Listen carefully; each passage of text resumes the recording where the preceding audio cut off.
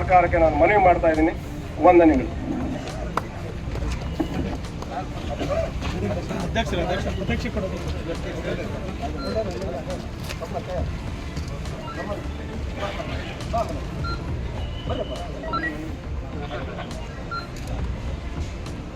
Okay sir.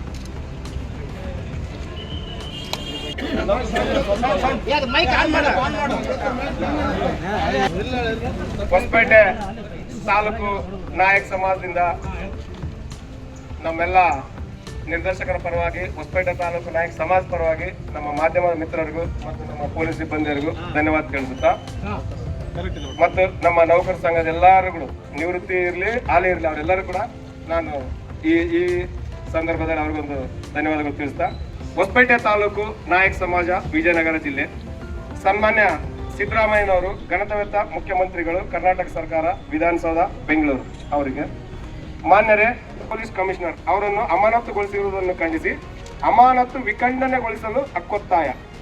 ಮೇಲ್ಕಾಣಿಸಿದ ವಿಷಯಕ್ಕೆ ಸಂಬಂಧಿಸಿದಂತೆ ಈ ಮೂಲಕ ತಮ್ಮ ಗಮನಕ್ಕೆ ತರಲು ಬಯಸುವುದೇನೆಂದರೆ, ದಿನಾಂಕ 4/6/2025 RCB ತಂಡದ IPL ವಿಜಯೋತ್ಸವ ಮತ್ತು ಆಟಗಾರರನ್ನು ಸನ್ಮಾನಿಸುವ ಸಂದರ್ಭದಲ್ಲಿ ನಡೆದ ಘಟನೆಯನ್ನು ಮುಂದಿಟ್ಟುಕೊಂಡು